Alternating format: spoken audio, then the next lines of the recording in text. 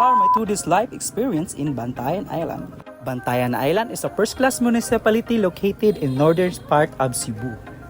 So mauna to ni kaon taglami ang fried chicken sa Kuya GP kay sakto na pud sa oras kay alas 6 na sa kahaponon. Kuya GP is located sa atbang sa BSI og lami kay ilang mga pagkaon diri naapos lay barbecue. So pertin na kung hungit-hungit diha kay lami kay iyang gravy. Bahalag may nusara basta busog ta. Mag-unsam nagdahang kauban og walay kwarta. Kita na ko muna ang BSI. Atbang nagyud sa BSI. So pahuman kaon ako niadto ko sa pantalan. Umao na to kilom-kilom na no sa pag-abot na ko dito daghang kay mga tao kay nagpractice sila banda. So mao ni akong main goal ang sunset.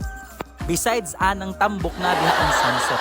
So katong motor na flashback dang pula mo to akong motor in taon panahon pantawon to ni Mampur buhi pa yun hantod karon. Kita yung video mao ni ang merkado sa Bantayan. This location ta kasi atubang ta mga hinampak na tao diha may pag-adto sa plaza. So sa plaza mura po siya street food no kay daghan kasi mga pagkaon display sa kilid sa daan. Street food gani. So gipulaan ta sa plaza ni balhin taglaing mga lugar. Naabot ta sa Mr. DIY, naabot ta sa gym.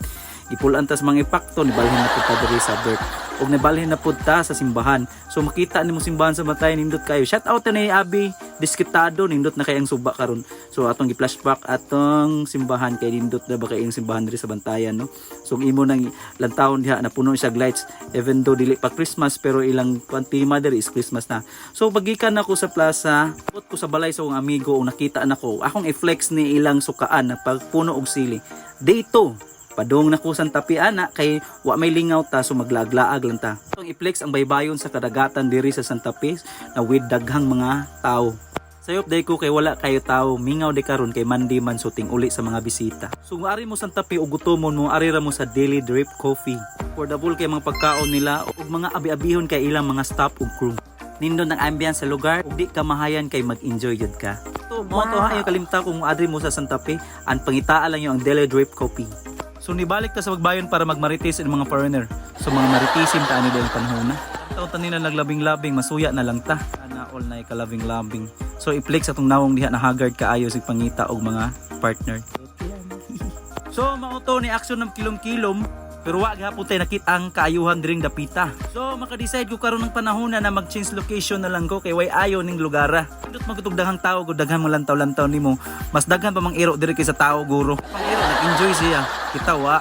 Ito ha, ari mo sa Santa Fe pangita lang ang Hungry Beach o pangita ang Daily Drip Coffee. Magmahay 100%. Tugal lang kinabuhi kung magmahay mo. I-flex ang lugar kay nagkanindot na siya kay niabot ng panahon na kilom-kilom na gyud. Lakaw ta murag pugkurik. Practice ta atong sa quick. So mo na akong gi-practice. Sometimes i-let go natin mga taong mahal pa natin for us to grow in separate ways. Kasi mahirap kapag mahagitan ka sa isa. Pero hindi na pwede kasi pareho kayo nasasaktan at sigigiratan. So mo to akong gi-practicean in town pero gibas ra ko sa katawhan diri sa Bantayan. So ni pauli na lang ta kay ni action magkalaay og kangit-ngit diring lugar. Salamat sa paglantaw sa Stephen TV hanggang sa ulitin.